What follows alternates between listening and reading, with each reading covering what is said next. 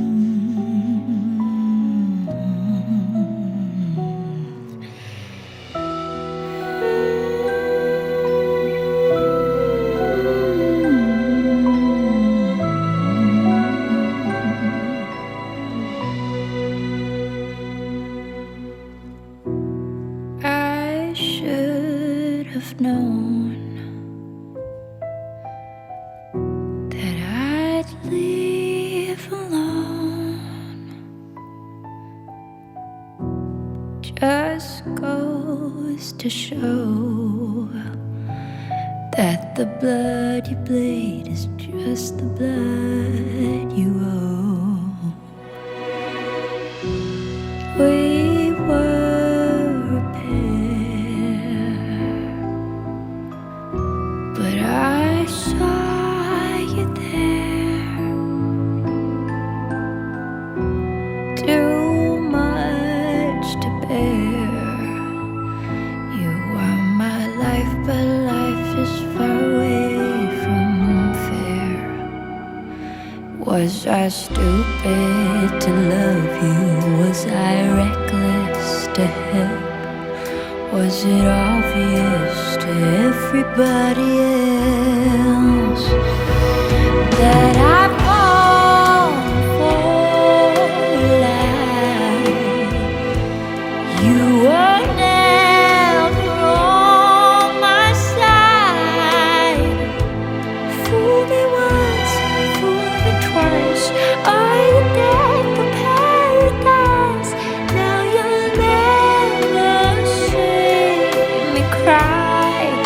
There's just no time to die. No time to die. No time to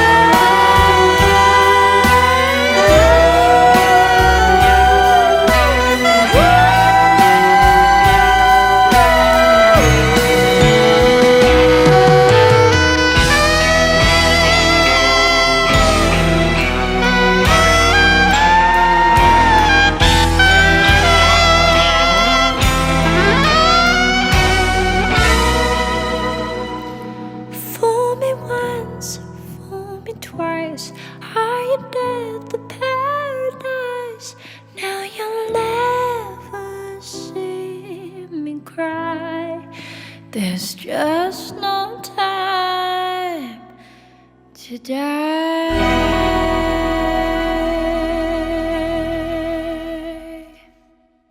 歡迎大家再次收聽 D100 爵士鍾情 In Love with Jazz， 我係你哋嘅主持人 Roger 鍾一諾啊！哇，啱聽過呢隻咧，一隻非常之 dynamic、非常之 exciting 嘅 James Bond theme。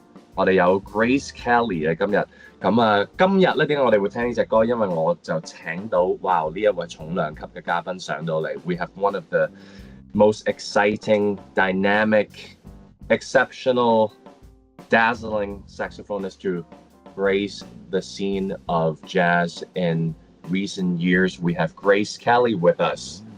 Welcome. Thanks, Roger. Thank you for having me. Yeah, this is very exciting. I'm very honored, and it's my great pleasure to be able to interview you and just talk about music. Where are you now? I'm home in Los Angeles. I've been living in LA for the last few years. Previously to that, I was living in New York, but I just came back from a couple weeks in Europe. So, time zone is like all over the place, and then headed to Asia soon. So I'm excited. Yeah. How do you like LA as compared to New York? I really like it. I grew up on the East Coast. I was born outside of Boston, Massachusetts.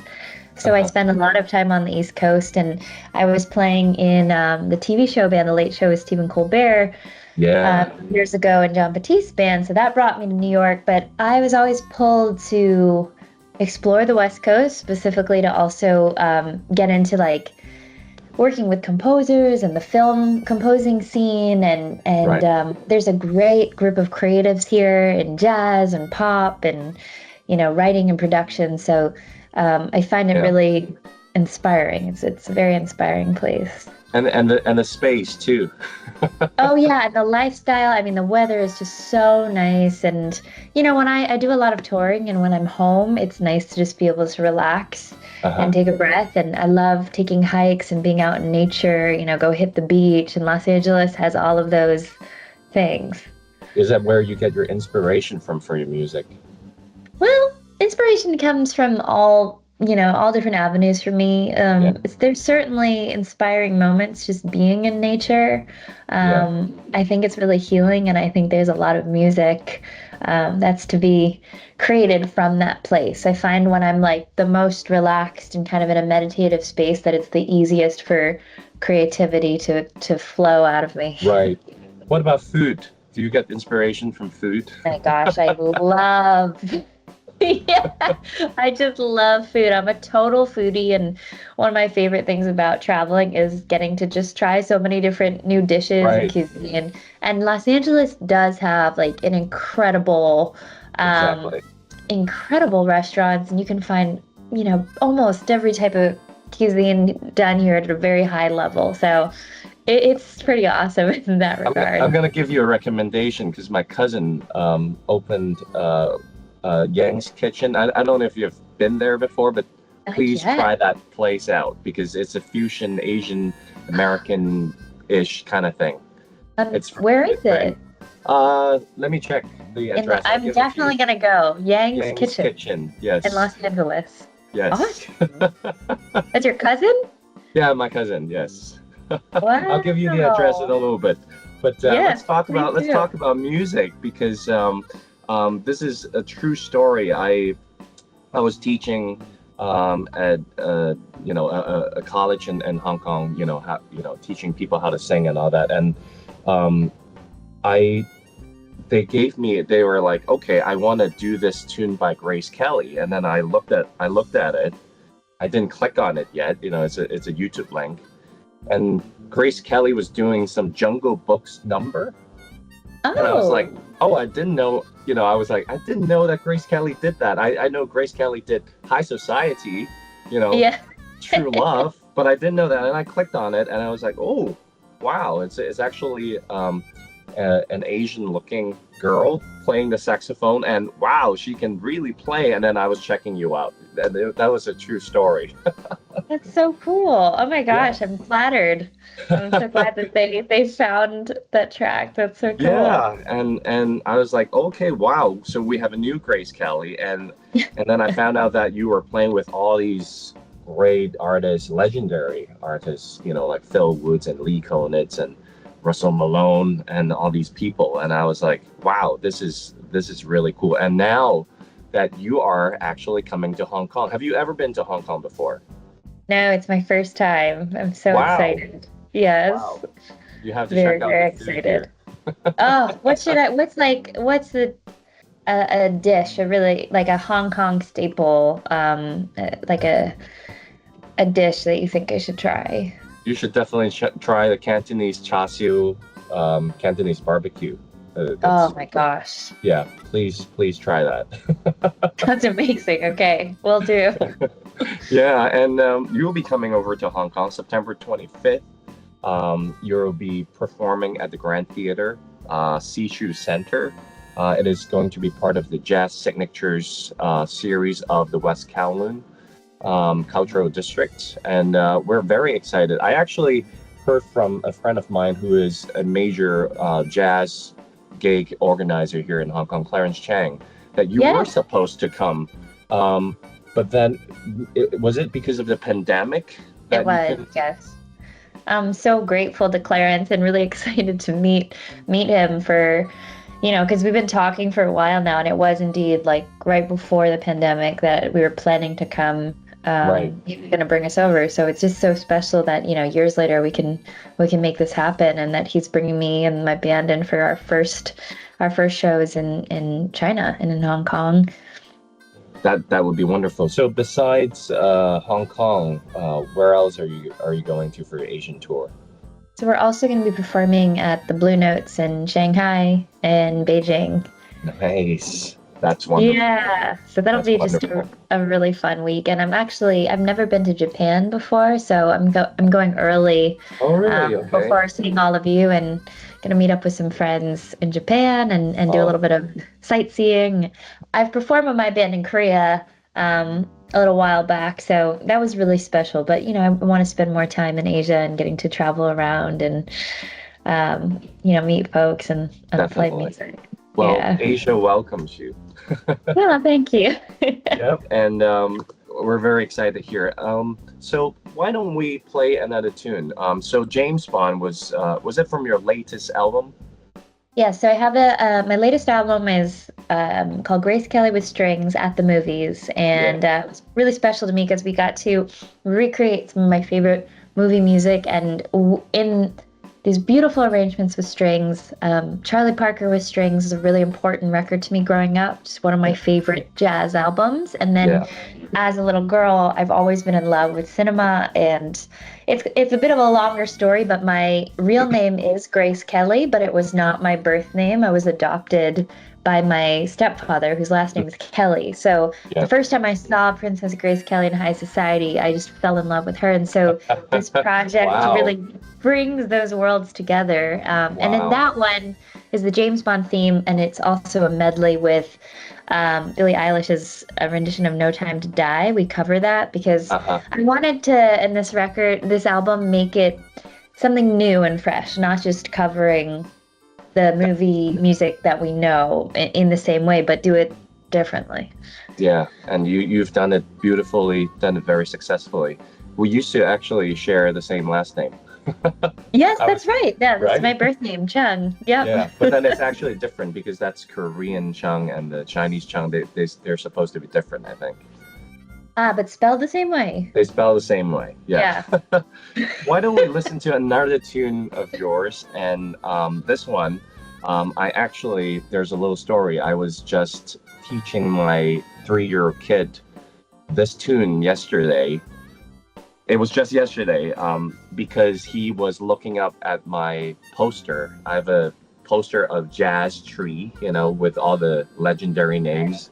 And then he looked at it, and he saw this really puffy guy. And then he was like, "Who's that?" And I said, "Well, that is Dizzy Gillespie. Do you want to listen to a Dizzy Gillespie tune?" And he's like, yes. So I showed him Night in Tunisia. And now we have a version by the great Grace Kelly.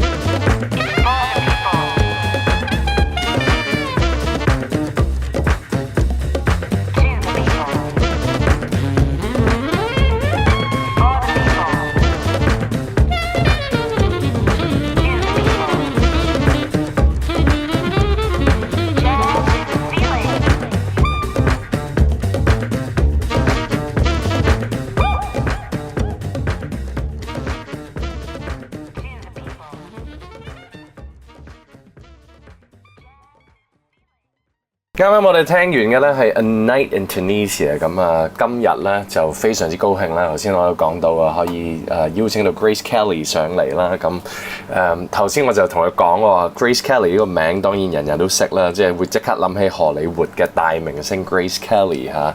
以前睇佢嗰啲戲嘅，即係嗰啲經典嘅荷里活戲。咁點知咧，其實我就即係同佢講，我第一次識佢其實係因為我之前喺Hong Kong U Space 嗰度教唱歌喎，其實係咁我有學生咧就想唱一隻 Jungle Books 嘅歌嚇，咁佢就俾咗一個 Grace Kelly 嘅版本我聽喎，咁我就第一次認識到呢個 Grace Kelly 啦，咁從此咧我就開始即係會聽佢啲歌。即係抄下佢，呢個邊個嚟㗎咧嚇？犀利喎呢個人。咁發現哇，原來佢同好多猛人玩過啦。頭先佢自己都有講啦，John Batiste 啦，因為 John Batiste 喺 New York 嗰邊就同 Late Show with Stephen Colbert 做嗰個 talk show 啦嚇。咁佢經常同佢玩啦。咁之後發現哇，原來佢師承好多好猛嘅人啊 ，Lee Konitz 啊、Phil Woods 啊呢啲大名鼎鼎嘅嘅色士風大師。亦都發現，哇！佢同 Russell Malone 有玩過啦。我哋上2個禮拜都一路都係去紀念 Russell Malone 啦。咁即係呢啲名咧，大家應該都可能聽過啦，即係知道哇！呢個犀利啊！呢個人即係後生，但係非常之好多人賞識佢咯嚇。咁之後我哋亦都有講到少少啦，即係關於喺 LA 同 New York 嘅分別啦。佢話佢中意食。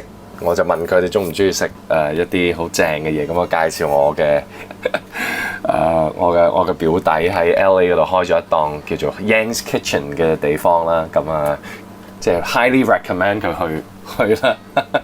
咁亦都即係傾咗少少關於之後我哋聽嘅即係 A Night in Tunisia 呢首歌啦，我就同佢講話，我都有個 story 同佢分享嘅，就係我個仔。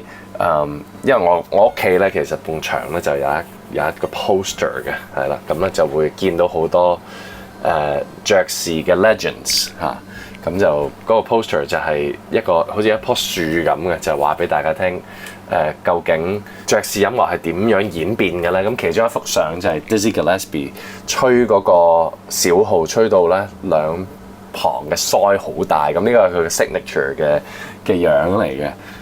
所以咧我就覺得好特別啦，因為啱啱 Grace Kelly 今日咧亦都係特登揀咗 A Night in Tunisia 同大家去分享。啱我哋咧就 Part 1嘅時候就傾到呢一個位啦。咁當然亦都非常非常之重要，就係佢嚟香港啊，將會呢一個咧就實在太重要啦。所以一陣間我哋繼續聽我同佢 interview 之後咧，我會再話翻俾大家聽佢幾時嚟到香港喺邊度所有嘅 information。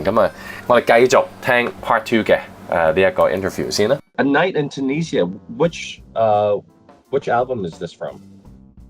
This is from my album All That I Need, and it's one of my favorite jazz songs. But like I mentioned with the first track, I'm always when I cover a song, especially something that's so well known and also just done so well in its original version, I always like to change it up. So this one, I kind of flipped it upside down, and I thought, what if I kind of contemporize this and put some beats under it, but there's still a lot of improvisation, and I was really inspired by a Marcus Miller and Motion Worker album track, and so I was like, let's play with it, let's do something different. But I really love this song, and Charlie Parker and Dizzy Gillespie are, the greats. They're the fathers of jazz music. How did you first get exposed to jazz?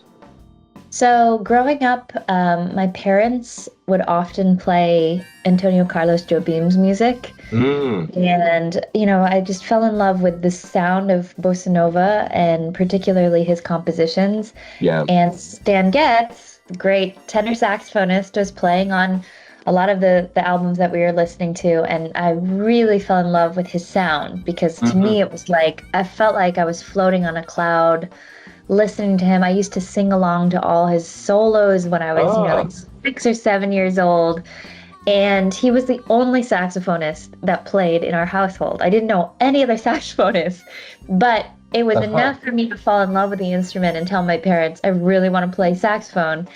And so when I was 10 years old, I was able to convince them to let me start playing privately with and get saxophone lessons, because in school I had to wait until the 5th grade to play saxophone and start on clarinet, and I did start on clarinet, but I was struggling with it because I think in my head I just wanted to play saxophone and clarinet. I was like, it was tough. I was really struggling with the instrument and didn't want to practice, and it was squeaking a lot.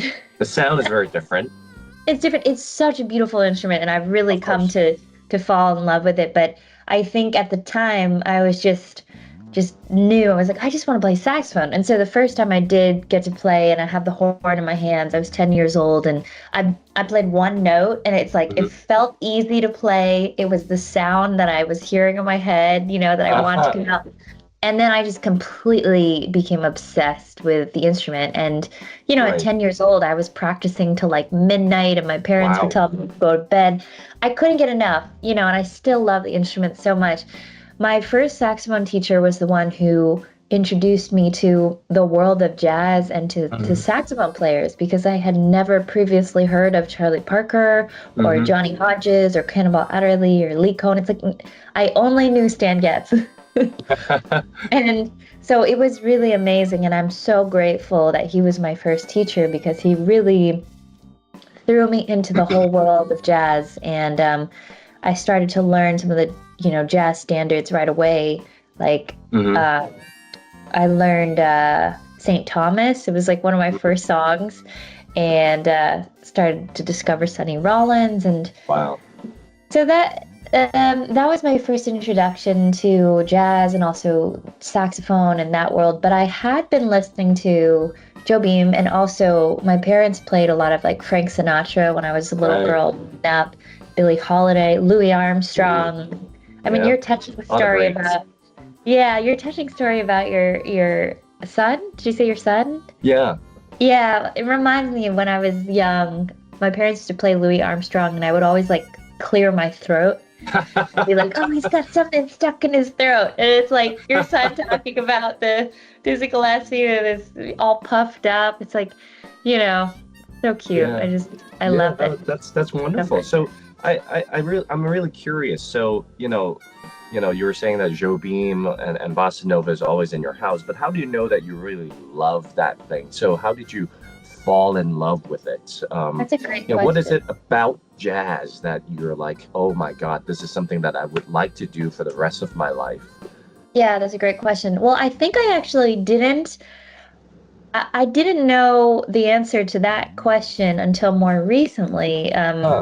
Or rather, like, I had to get deeper into jazz to fall in love with it. And I think what I actually fell in love with is the art of improvisation. And because as a young girl, when I was like 6 years old, I was taking classical piano lessons, and I didn't want to practice. I just didn't feel very motivated, and I didn't want to play what was on the page, but I would just kind of make up my own songs. And it was actually my elementary school teacher who said to my parents, maybe you should sign her up for jazz lessons, because she seems kind of out of the box. And even in class, like, she would teach us poetry and the line breaks, and I never wanted to do like the line breaks the way that I was shown.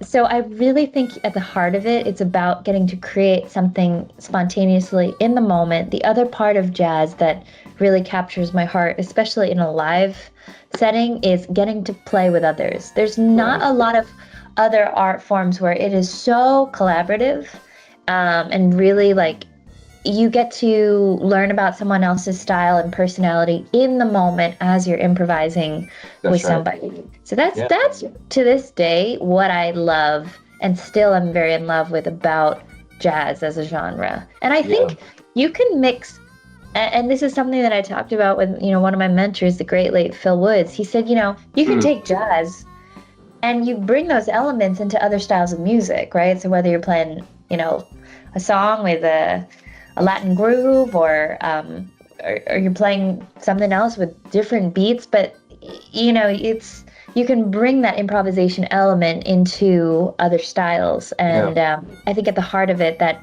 it still has that jazz element, because it is about improvisation.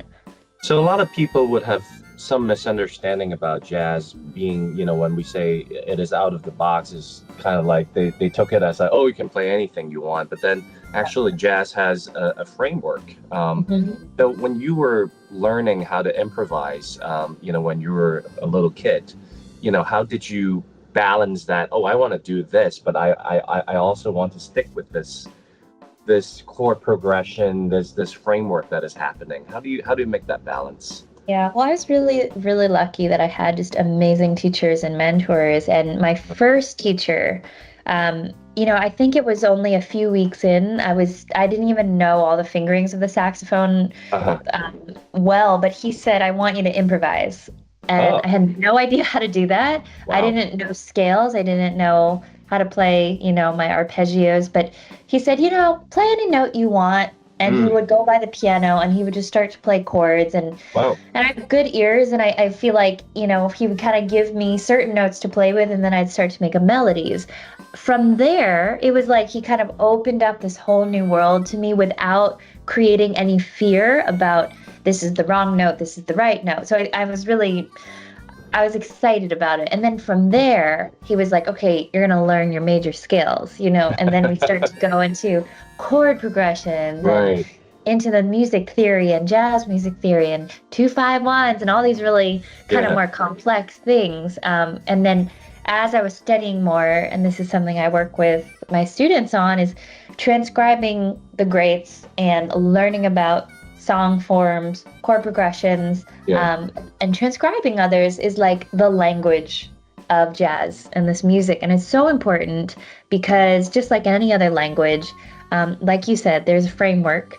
And if you can learn that framework and understand how the language, how to speak it, then you're going to really be equipped to have the tools that you need to then write your own music or be able to improvise in a more advanced way. And so through a lot of studying, both private and I went to the New England Conservatory Prep School. I went to Berklee College of Music, studied with some of, my saxophone heroes, Phil Woods, Lee Konitz, Frank Morgan.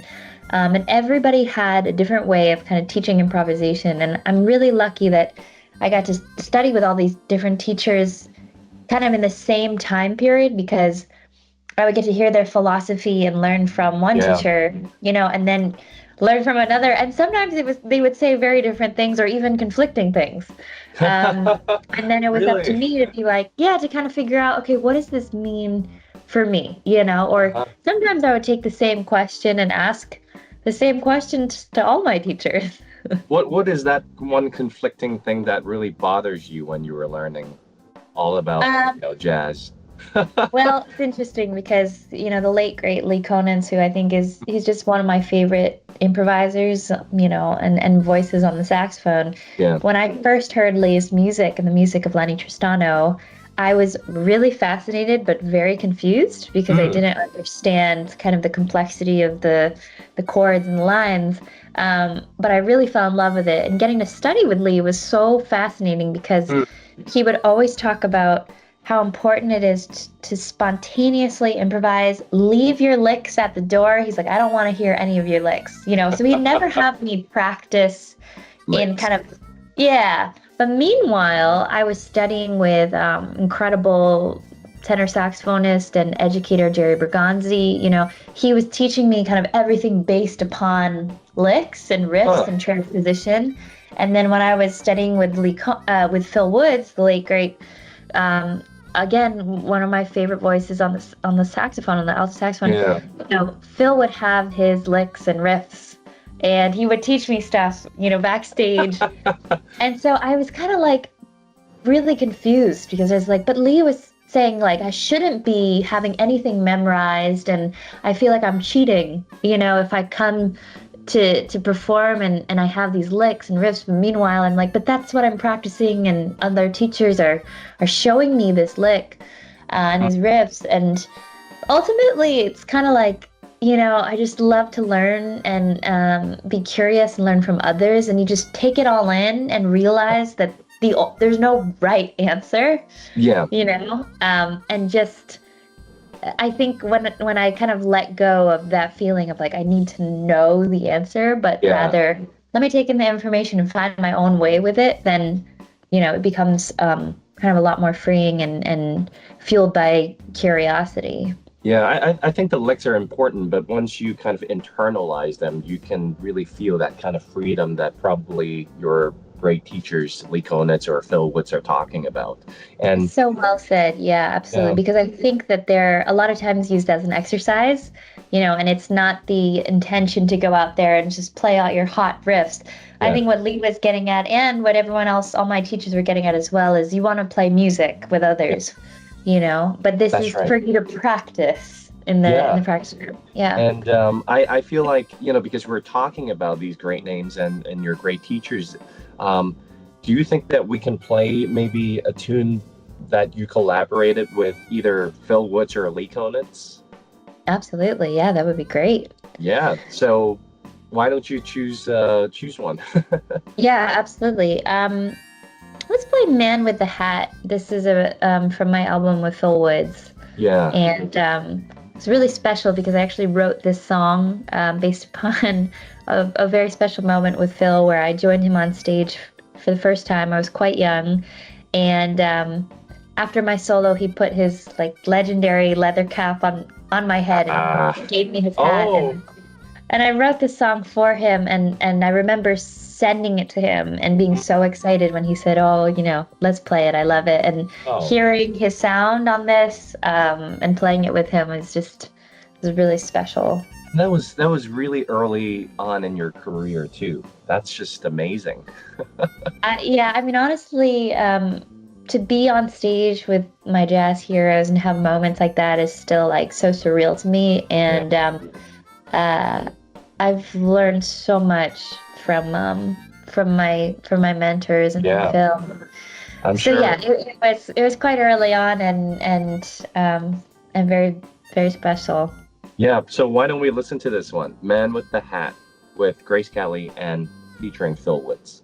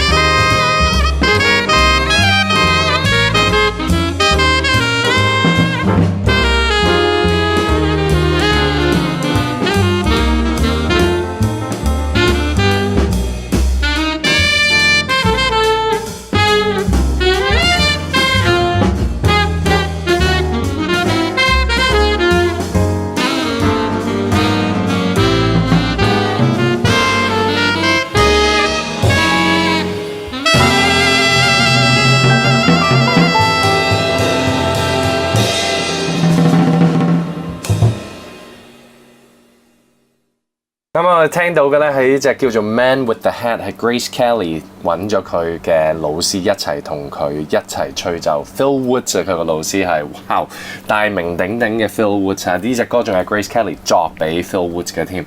咁點解我哋會播呢一隻歌？因為我就同佢講話，哇！你其實好多師傅都係好傳奇喎 ，Phil Woods、Lee Konitz 啊呢啲Frank Morgan 啊，咁之後我哋就即係走翻轉頭，我一開始就第二 part 嘅時候就問佢，其實你一開始嘅 early influence 係一啲咩人啊咁樣嚇，咁佢有講到Stan Getz， 因為 A Girl from Ipanema 咁之後咧慢慢開始7、8歲、10歲到嘅時候啦，即係佢啱啱開始 pick up 咗呢個 instrument 啊。其實一開始嘅時候佢就係覺得哇呢個 instrument 非常之好聽，咁去到大概10歲到嘅時候佢就日日晚晚都 practice 到去半夜咁即係咁 dedicated 咁開始即係研究 Charlie Parker Johnny Hodges Cannonball Adderley 呢一啲咁之前咧佢淨係知道 Stan Getz 哇越嚟越多嘅呢一啲嘅名字咁一路聽咁學咗好多嘢until 佢之後去咗 Berklee School of Music 嗰度讀書嘅時候咧就跟咗呢啲大師去學，而佢話好得意嘅就係原來每一個大師佢哋嘅 approach 都唔一樣嘅喎，但係佢最中意嗰一樣嘢咧，佢覺得喺爵士音樂裏邊咧就係即興嗰個即興嘅精神。而譬如話佢話 Phil Woods 咧就好中意講一啲 licks 即係一啲句子嘅組合。Lee Konitz 咧就會同佢講唔好咁多，成日諗 licks 就係即係佢覺得要你個音樂要進入個骨髓裏邊，你唔好成日諗住啲公式咁樣。所以對於佢嚟講加埋 Frank Morgan 等等呢一啲嘅大師一路吸收啦，佢就發現哇，佢真係越嚟越吹得好啦，佢自己都覺得係越嚟越多嘅唔同嘅 approach 唔同嘅 perspective 唔同嘅角度去睇同一件事啦。佢仲有 Jerry Berganzi 啦，亦都係佢一個老師啦所以好多嘅大名鼎鼎嘅老師去造就咗今時今日嘅 Grace Kelly。咁之後咧我就話不如我哋聽一隻你同 Phil Woods 玩嘅歌，所以咁佢就揀咗 Man with the Hat。以下落嚟咧我哋有第3段嘅 interview， 我哋即刻聽下 Grace Kelly 同我嘅對話。Wow, Man with the Hat, Phil Woods. I mean, if you really just think about these people and the history that comes along with these people, you just feel like you're really connecting to the whole development and the evolution of jazz, you know?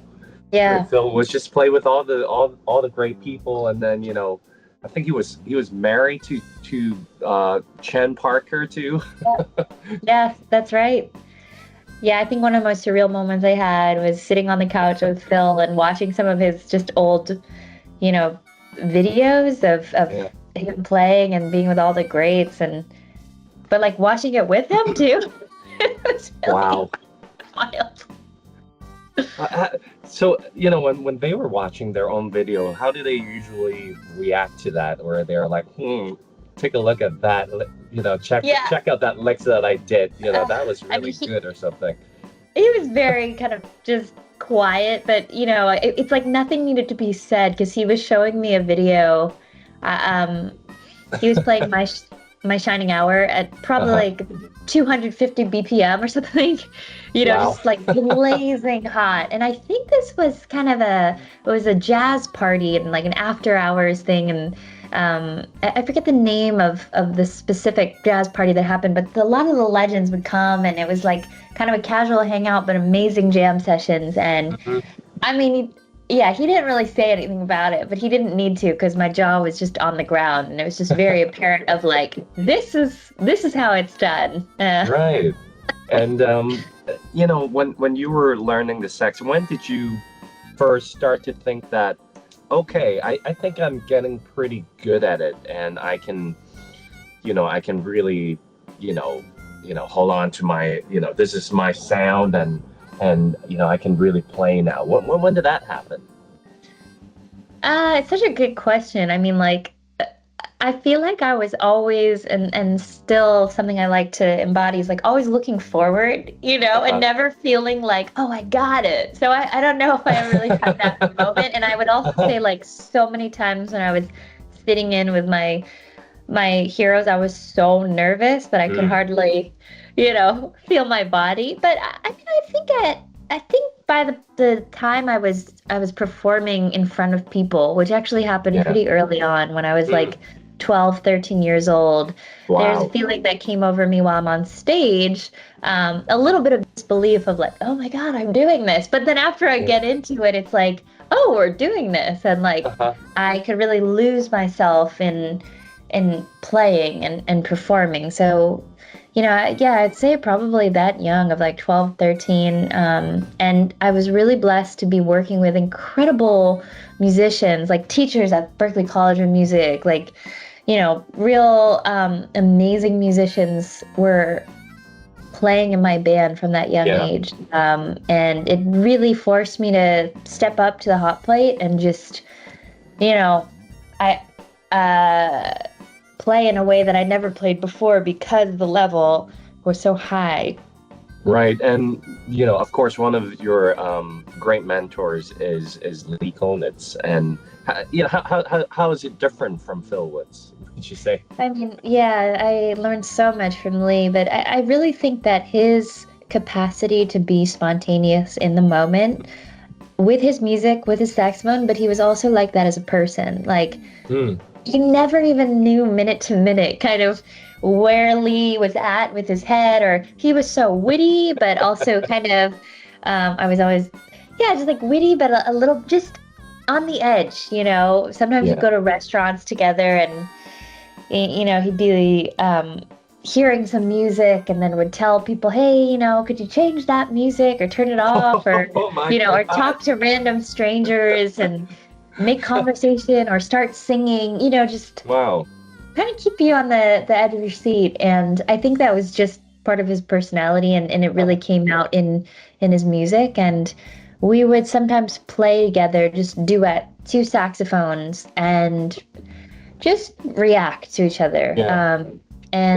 Is that one of the blueprints of some of those just you put on YouTube in your Go Time series, some of these very spontaneous, just jamming 2 saxophone stuff, on a tennis court or somewhere quite exotic, I think there's a series I created where it was like literally take my saxophone anywhere that was not the stage, so I was performing in, whether I was on a gondola or on top of a car, and I would just play a song and improvise. So I do think that that's a big part of who I am as a musician, and the people like specifically Lee, who I've studied with, have really inspired me to be able to be spontaneous and to create and to improvise in the moment. So I feel like one of the biggest things that I learned from Lee is how to be spontaneous in the music and improvisation, and also how to play with others, because he would always talk about like really opening up my ears, and as soon as I was playing with others, just react and collaborate, and it was really powerful because we'd spend probably many hours together actually just playing duets, just 2 saxophones, free, just completely free. And then we would spend time actually doing 2 saxophones over songs with chord changes. And that was incredibly difficult. And I'd start and I'd be playing, and he'd stop me after a bar and be like, I can't tell what chord you're on, or, start again.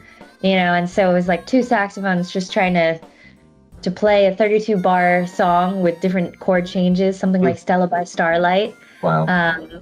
And it was kind of a daunting task, but I learned so much in that moment playing with him. And actually the song that we wrote together that's on our album Gracefully, we wrote via the fax machine, and he would write 4 bars, I would write 4 bars, and we just went back and forth. And we wrote the song based upon the chord changes of What Is This Thing Called Love? Yeah, it is the sax machine. The sax machine, that's right. Wow, that's really great. I mean, Is that fun? It's just really fun. I mean, Gracefully, I remember that album, and in that album, actually, your guitarist is actually the great Russell Malone, who just passed away last month. Can you tell us a little bit about Russell? Oh gosh, he was the greatest guy. And honestly, the news of him passing was just so shocking and heartbreaking to me. This album, Gracefully, was the first time that Russell Malone and Lee Conant's ever played together, which was just so special in itself. You know, we kind of brought together this incredible cast, and was also like kind of, it was a little bit of a question mark of how everyone would play together. And I mean, it turned out to be just so dynamic. But I met Russell when I was really young. I think I may have been like 13 years old, and I was a student performing at the Lionel Hampton Jazz Festival.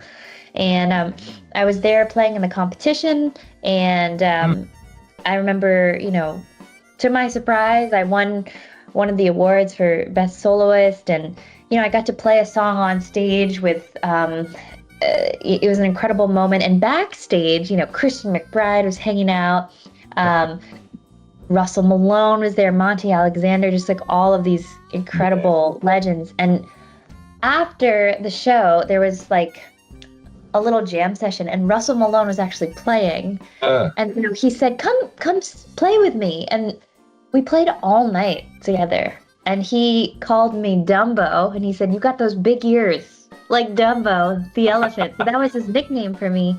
And fast forward, a little bit of time went by, and he was performing at the Detroit Jazz Festival with his band on the main stage.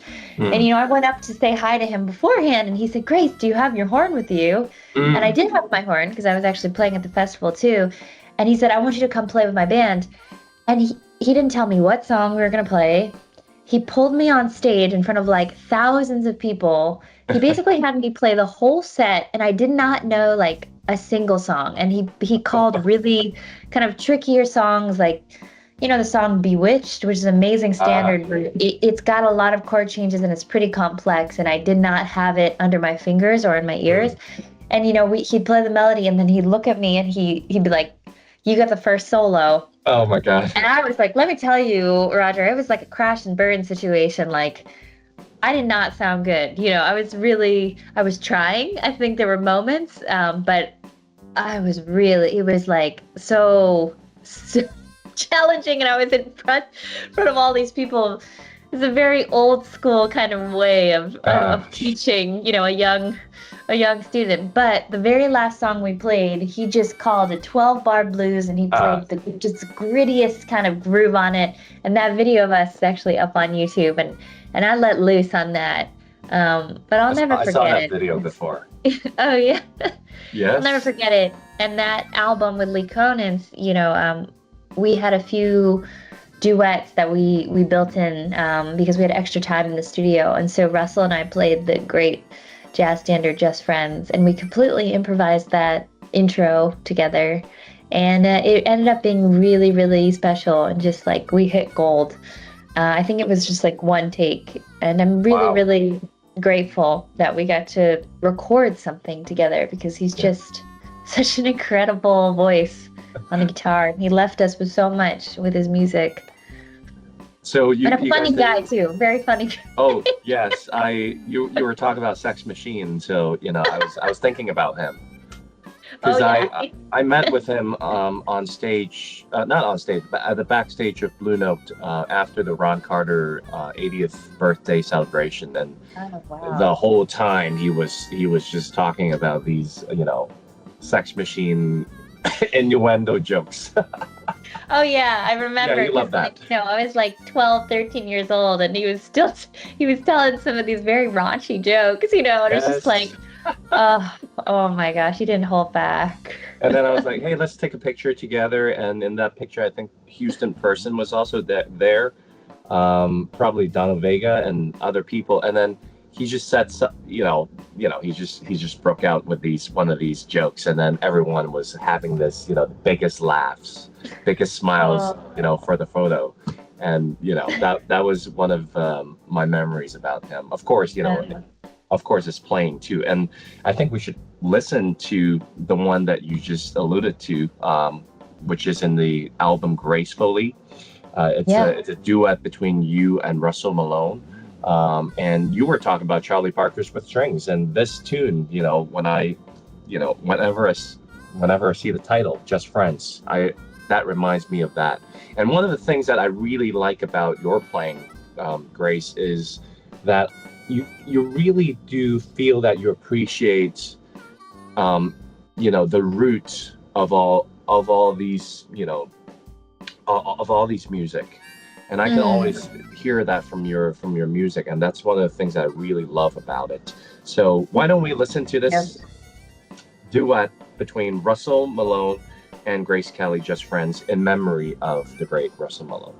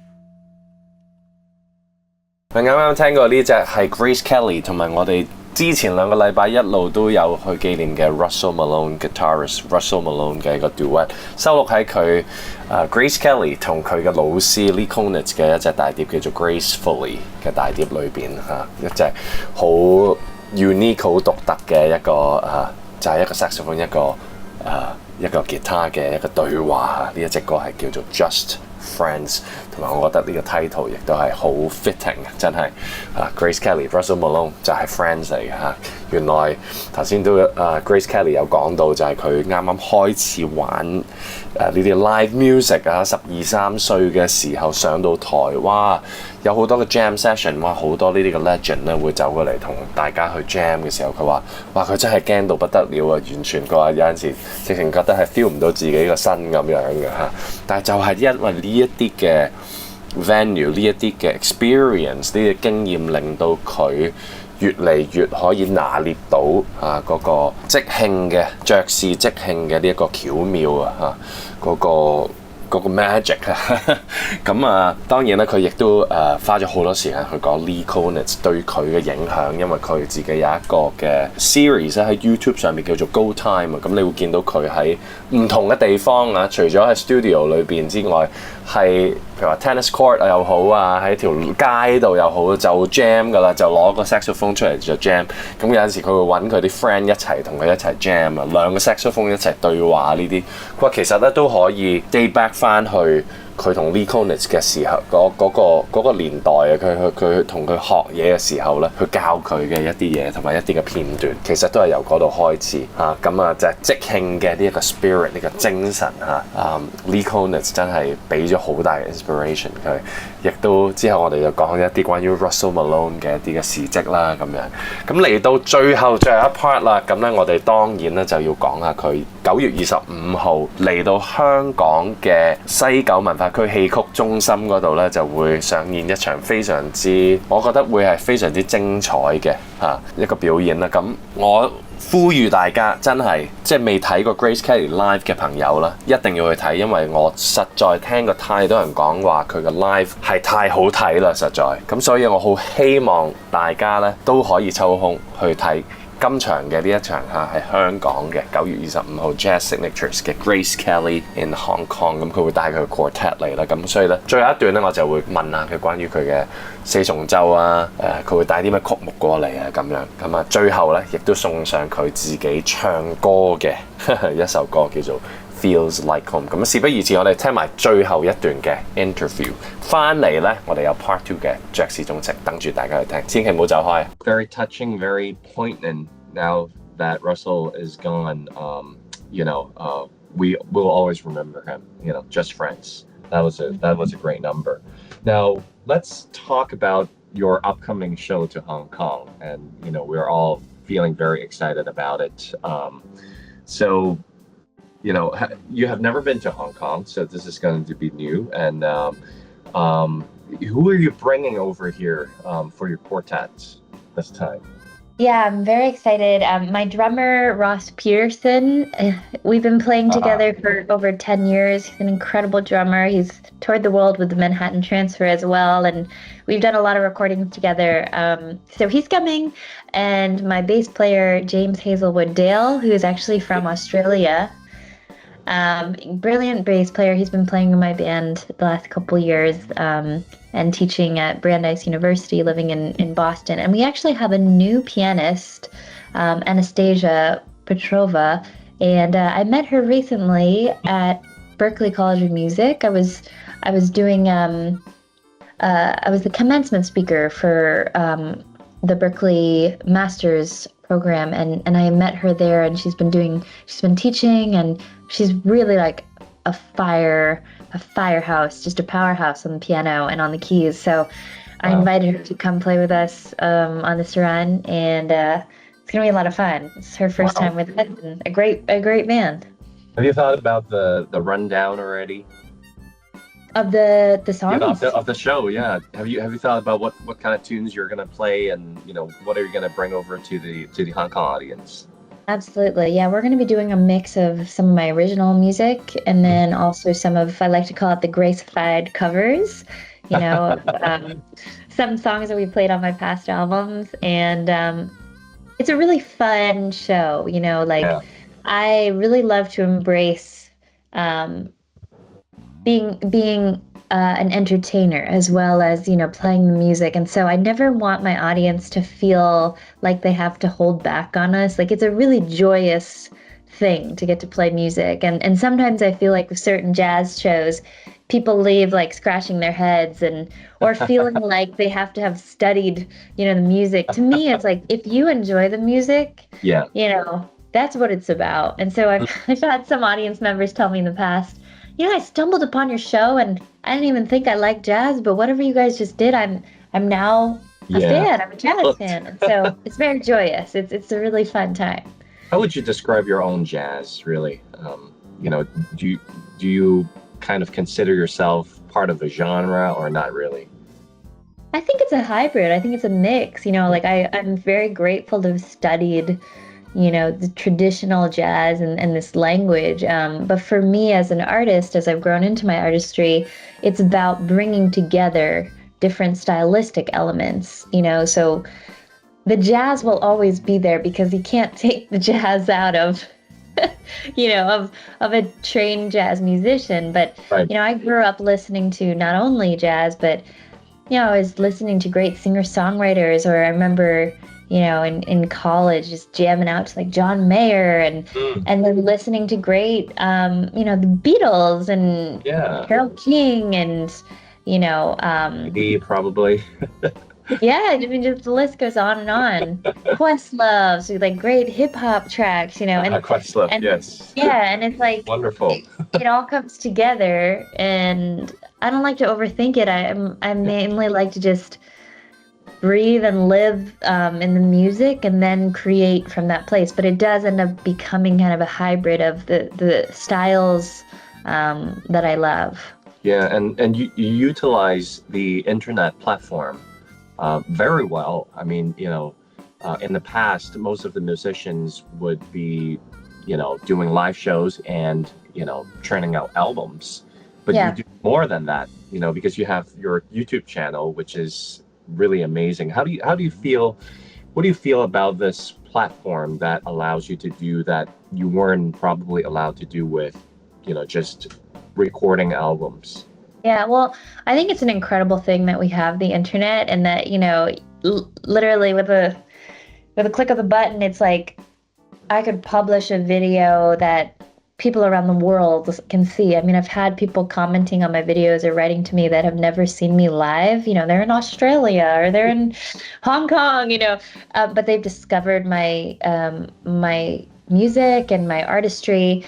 And I like to tell my students and people who are coming up in this industry, like, the internet is a tool, and absolutely use it to create and then to gain a fan base and to get your art out there. And that's something that I really started to embrace, especially when I started doing some like live recording in the studio videos, like my Go Time series. And what I noticed is that more and more people started to find my videos, and then I was doing collaborations with other artists and gaining a new fan base from people who were discovering my videos, and that was also translating to people coming to the live shows. And so I think it's incredibly powerful. Social media, creating in a medium that people take in, and that doesn't substitute for creating an album or creating like a piece of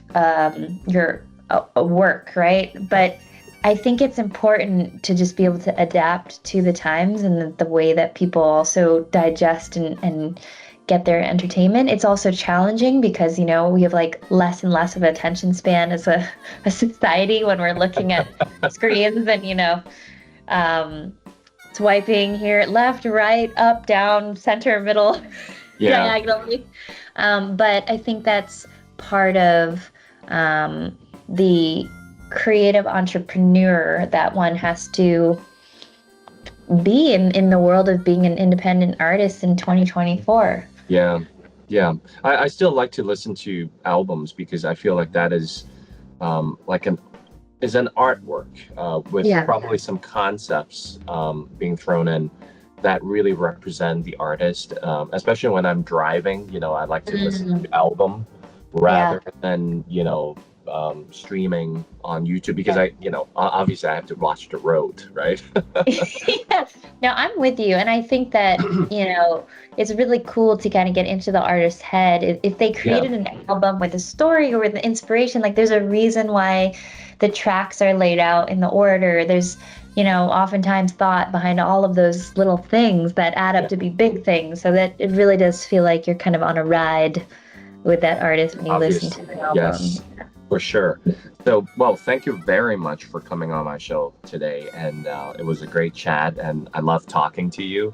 And please, I'm actually telling my audience to please follow Grace Kelly on her channel, YouTube channel, and also all the other social media platforms she's on. And also, please support the Grace Kelly Show Jazz Signature Series, the Grace Kelly Quartet, on September 25th, 8 p.m. at the Grand Theater of Sishu Center. It's going to be a Wednesday night, but it will be a blast. I'm sure of it, and I'm looking forward to it. And last but not least, I would like to play a song actually, by Grace Kelly, and she will not only be playing the saxophone, but she will also be singing, because Grace is also a fantastic singer. And this tune is called Feels Like Home. Thank you very much for being here today with us. Thank you, Roger. You too. Thank you.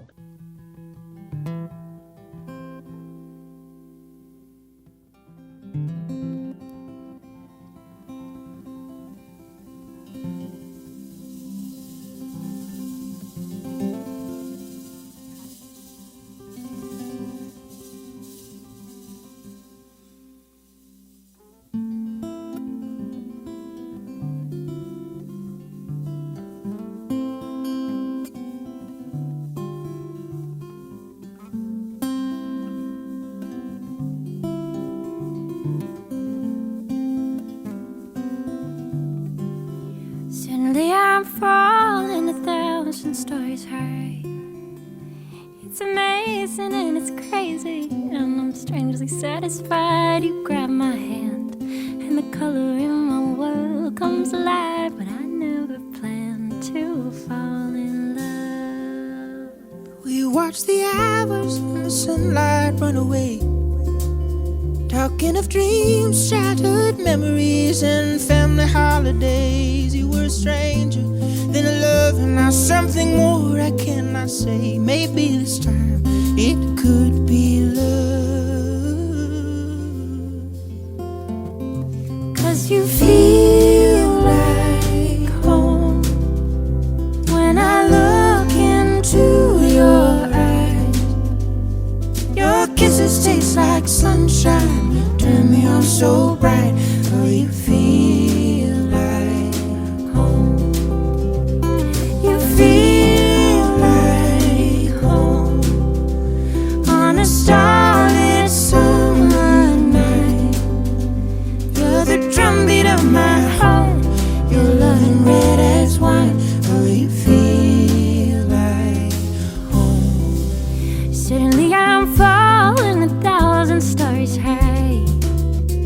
It's too late to turn back now, so I look deep into your eyes. You pull me close, kiss me softly under the city lights. Somewhere in there I fell in love. You feel like home when I look into your eyes. Your kisses taste like sunshine, you turn me on so bright. Oh, you feel like home.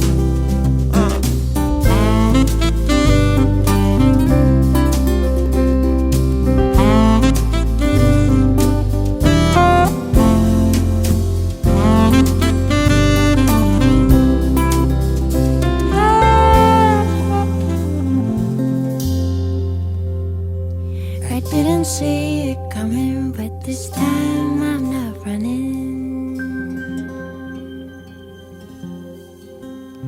'Cause you feel like home when I look into your eyes. Your kisses taste like sunshine, you turn me on so bright. Oh, you feel like home. You feel like home on a starlit summer night. You're the drumbeat of my heart, your loving red as wine. Oh, you feel like home. Oh, you feel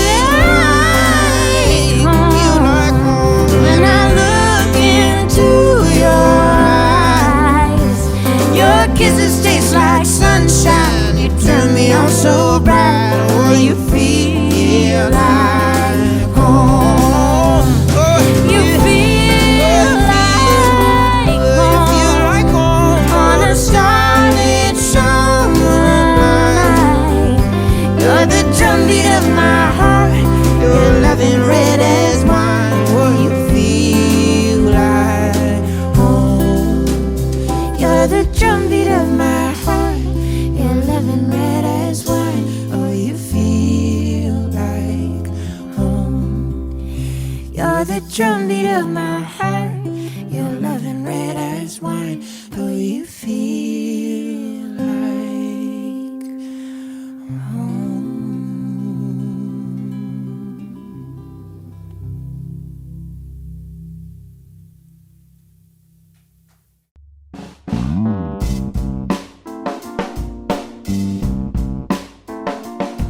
Hey everybody, this is saxophonist singer Grace Kelly. You are listening to In Love with Jazz with Roger Chung.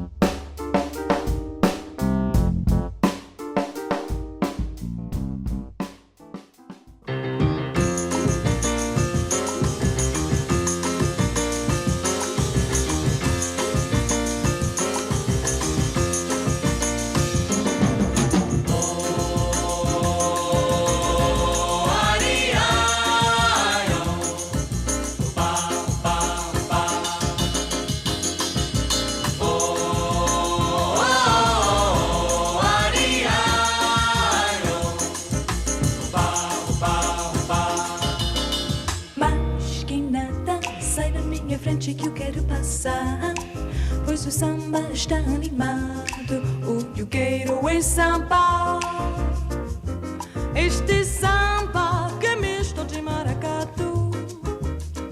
É samba de preto veio, samba de preto do.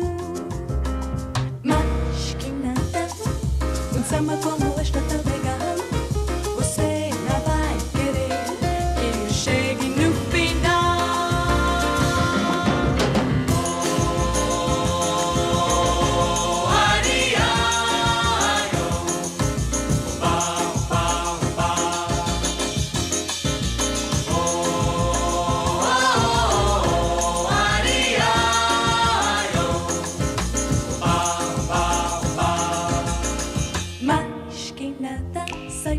Frente que eu quero passar, pois o samba está animado. O que eu quero é samba, este samba que é misto de maracatu.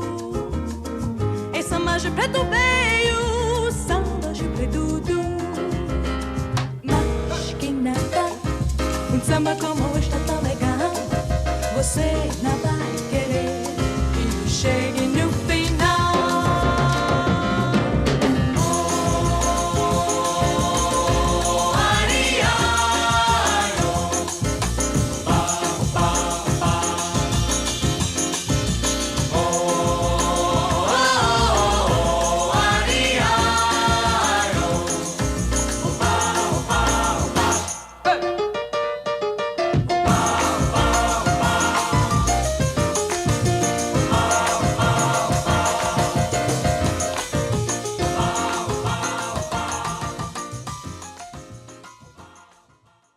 歡迎大家翻到嚟 Part 2嘅爵士鍾情 In Love with Jazz， 繼續有我 Roger 鍾一諾，你哋嘅主持同大家去分享好多好好聽嘅爵士音樂啊，包括啱啱我哋聽過呢隻 March K Nada， 而一聽到呢一隻，大家就知道呢一隻係 Sergio Mendes and Brazil 66嘅名作，亦都係 Sergio Mendes 嘅最出名嘅作品啦。咁上兩個禮拜我哋已經係向 Russell Malone 紀念啦，今日啱啱同 Grace Kelly 都再去紀念 Russell Malone， 但係啱啱啦，就係9月5號嘅時候啦，咁又有另外一位嘅 legend， 可能呢一個係更加 legendary 添，因為呢個係大名之中嘅大名，巴西每一個巴西人都一定識㗎啦即係巴西人一定識比利，一定識朗拿度係嘛？喺音樂上，巴西人一定識 Antonio Carlos Jobim、João Gilberto 同埋 Sergio Mendes 1941年2月11日出世啦，9月5號2024年喺 LA 美國嘅 LA 過身啦，咁啊係巴西嘅一個音樂嘅大師。今日咧，所以咧今日其實嘅 Grace Kelly 同我嗰個 interview 咧，其實有成70幾分鐘喎，即係都做咗好耐。咁所以咧，今集咧第2 part 會短翻少少，但係咧我 guarantee 大家每一隻歌都係非常之精彩，包括以下落嚟嘅呢一隻歌，係 Sergio Mendes 1961年20歲到嘅時候咧，佢就成立咗呢個 Sextet Bossa Rio 非常之有名嘅，當陣時係佢嘅非常後生嘅 Sergio Mendes 嘅時候嘅一個非常之重要嘅里程碑，就係 Bossa Rio 嘅呢個 Sextet。今日帶俾大家嘅呢一隻歌 Ella e Carioca。Sergio Mendes 從 Rio 呢一隊 band，Bossa Rio 嘅呢一隊 band 喺60年代非常之流行啊，喺1961年到1964年嗰段時間，咁紅到一個點咧，就 Sergio Mendes 決定咧係移民去美國嗰度住。1964年嘅時候啊，當陣時係而佢亦都喺美國嗰度咧係遇到好多貴人，可以咁講啊。咁啊，60年代、50年代尾、60年代頭嘅時候，其中一個最重要嘅色士風大師喺美國嘅就係 Cannonball Adderley 啊，尤其是當陣時 Charlie Parker 過身啦，咁啊 Cannonball Adderley 咧憑住佢同 Charlie Parker 可以睇齊嘅一個 skill 啦，基本上係繼承咗 Charlie Parker 嘅呢一個 style 啦，加上佢自己嘅一啲 soul jazz 嘅 style 啦，就即係變成咗自己一個，自成一個即係一個 icon 啊嚇，一個獨當一面嘅 icon。咁啊，當陣時佢就覺得，咦 Sergio Mendes 喎，好，等我揾佢同我一齊錄碟先咁樣。咁啊，1963年嘅時候咧，就錄咗呢一隻 Cannonball's Bossa Nova 嘅呢一隻大碟 ，featuring 就係 Bossa Rio Sextet of Brazil。所以 Sergio Mendes 覺得，喂，原來我好多機會喎喺美國，所以佢就移民咗去美國。我哋而家即刻聽下 Sergio Mendes 為 Cannonball Adderley 作嘅呢一首歌，叫做 Groovy Sambas。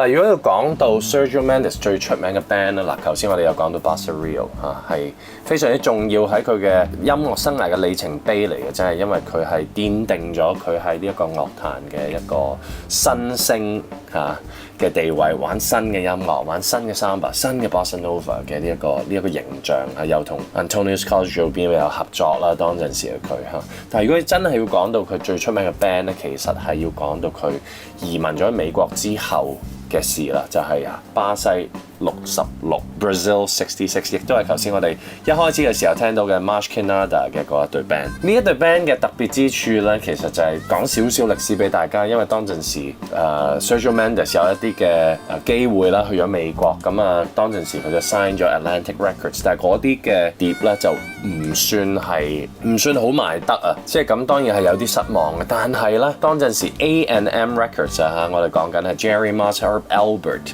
嘅呢一個 A&M Records 咧，嗰陣時係想要一啲新嘢，覺得 Sergio Mendes 啱喎，咁佢啱啱成立咗呢一隊嘅 Brazil 66咧，就去 audition， 一拍就即合，就變成咗 A&M Records 咧，經常 feature 好多拉丁美洲嘅音樂嘅呢一個形象，呢一個嘅一個 opportunity 呢個契機嚟，其實係咁樣形成嘅。即係點解 A&M Records 會俾人一種感覺佢哋好多啲拉丁嘢嘅加勒比海嘢古巴巴西呢啲咁樣嘅元素啦，同佢當陣時 Sergio Mendes sign 咗俾佢哋係絕對係有關係。而以下落嚟嘅，除咗 March Canada 之外，呢一個係佢哋嘅 signature sound， 因為 March Canada 都係唱一啲嘅葡萄牙文啊嘛，但係其實 Brazil 66嘅非常出名一樣嘢就係佢哋唱英文係特登去唱翻英文嚟到迎合翻美國嘅呢個市場。咁我哋不如聽下佢哋 Sergio Mendes and Brazil 66去演繹 Lennon and McCartney Beatles 嘅歌 The Fool on the Hill。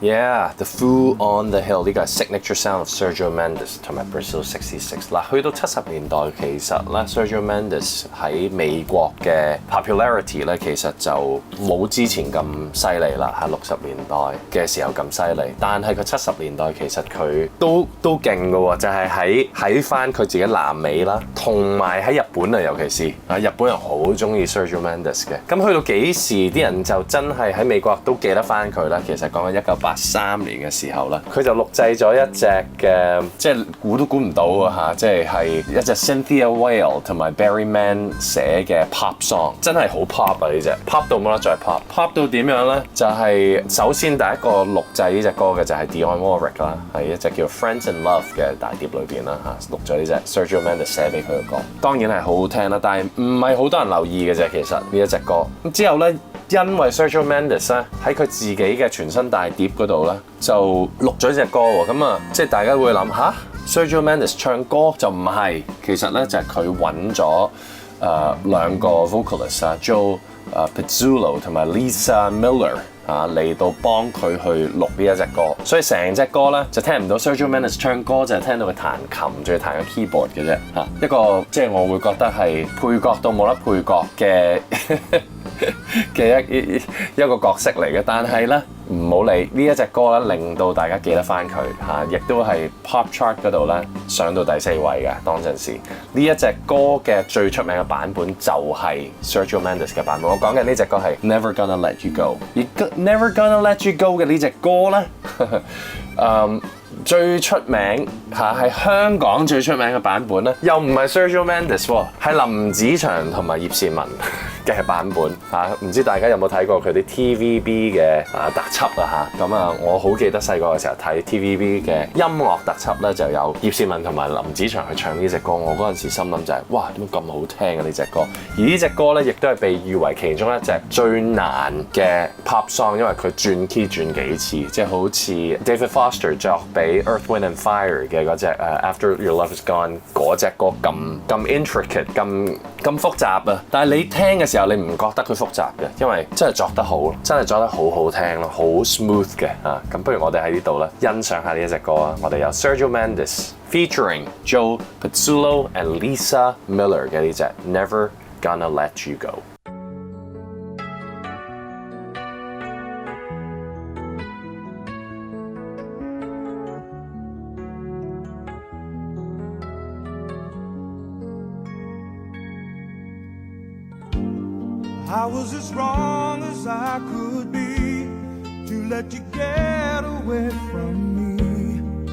I'll regret that move for as long as I'm living.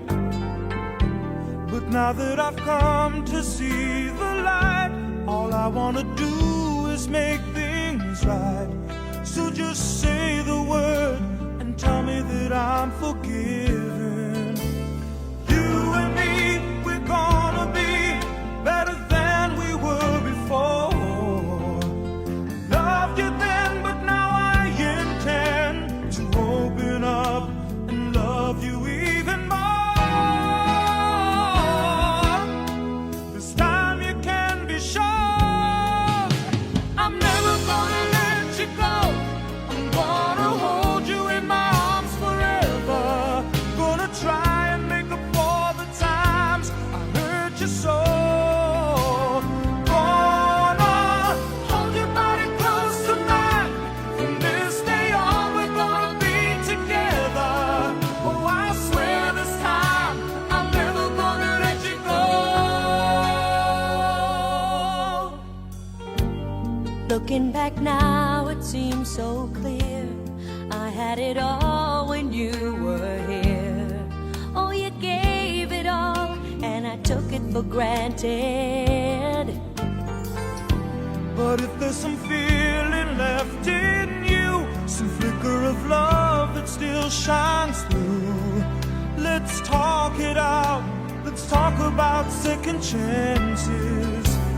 Wait and see, it's gonna be sweeter than it was before.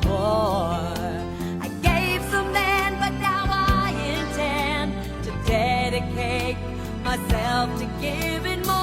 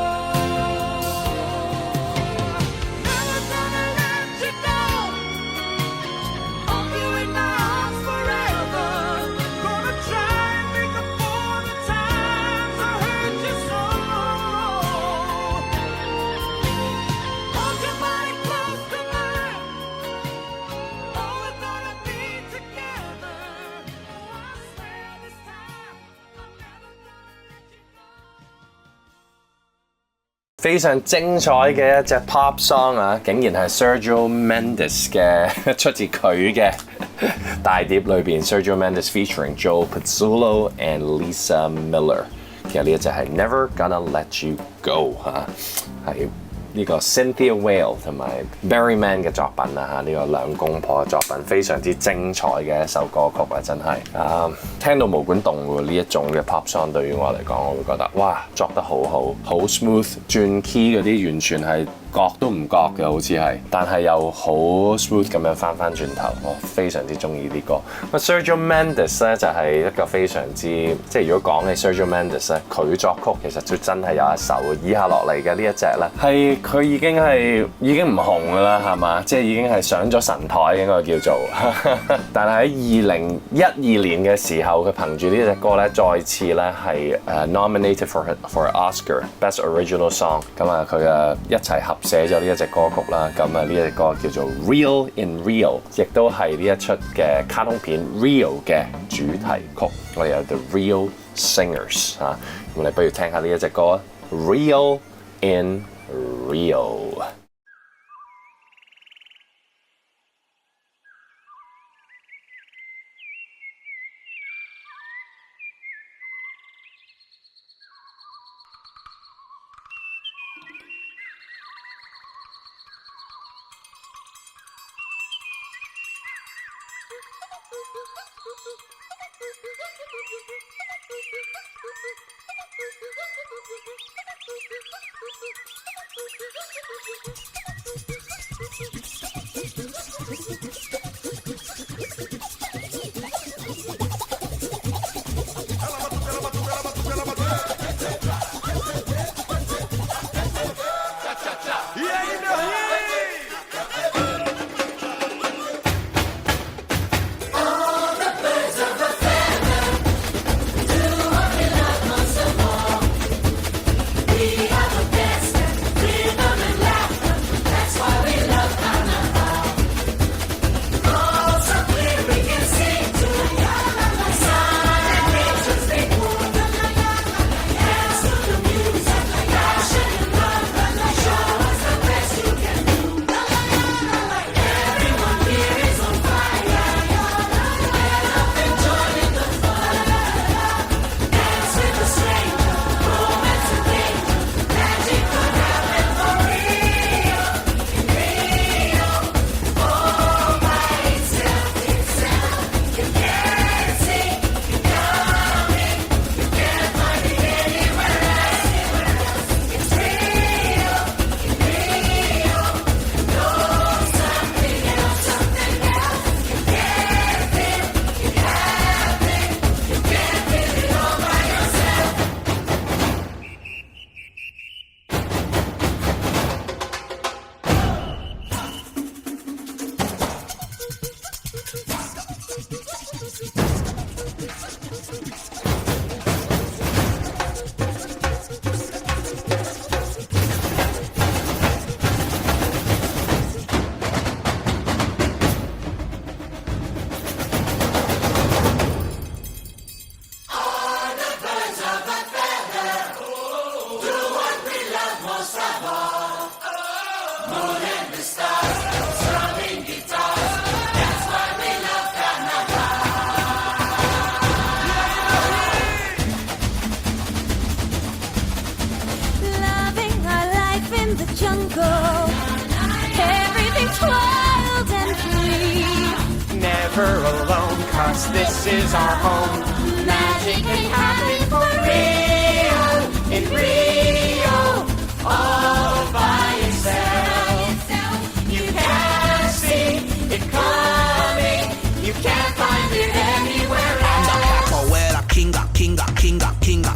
Birds like me 'cause I'm a hot winger. Here everybody loves samba. I like that samba. Rhythm you feel in your heart. I'm the samba master. Beauty and love, what more could you want? Music can be for real. It's something else. You just feel it happening. You won't find it anywhere else.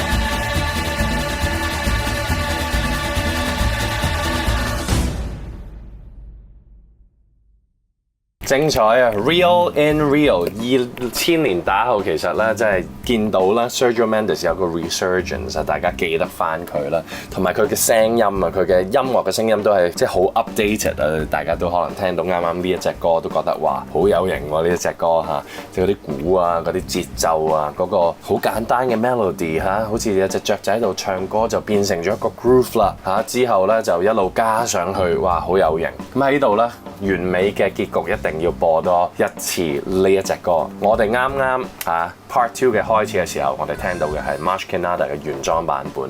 之後2006年，我好記得嘅 World Cup Germany 德國舉行嗰個屆，呢一隻歌咧經常俾人播啊！當陣時，因為當陣時亦都係 Sergio Mendes 特登錄咗一個全新嘅版本啊，係 Timeless 嘅呢一隻碟裏邊，我都係好中意呢隻碟啊，真係好好聽。我覺得係爵士、拉丁同埋 hip hop 嘅完美結合嚟嘅呢隻碟 ，Timeless 嘅呢隻碟啊！有 Sergio Mendes feature Black Eyed Peas 嘅呢一個版本嘅 Marsh Canada 嚟到結束今集嘅爵士鍾情 In Love with Jazz， 我哋永遠懷念巴西大師 Sergio Mendes。下個禮拜同樣時間再同大家用音樂歡聚2個鐘頭嘅時間。咁下個禮拜咧又有好多新嘢同大家去介紹，所以每個禮拜六記住9點到11點。報住你嘅電腦又好 ，radio 又好，你用任何嘢去聽呢個 podcast 都好啊！記住聽爵士鍾情，多謝大家，拜拜。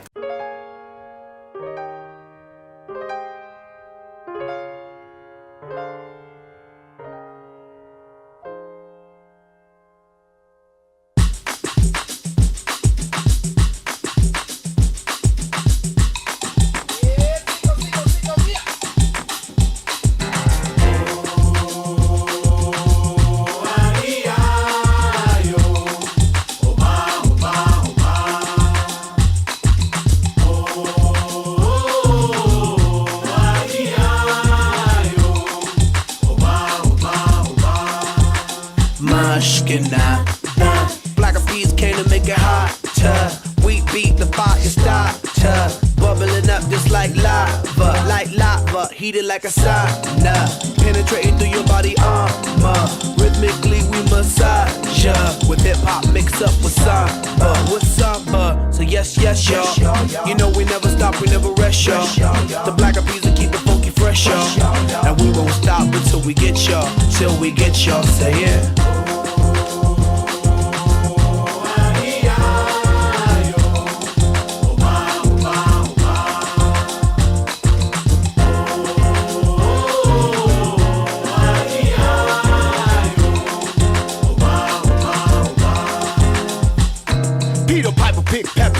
Rock rhymes, 1, 2, 3, 4, several times.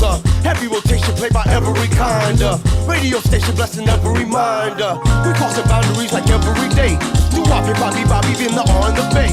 We got tab magnification, tab magnify like every day. So yes, y'all. You know we never stop, we never rest, y'all. The black bees will keep it funky fresh, y'all. And we won't stop until we get y'all, till we get y'all. Say yeah.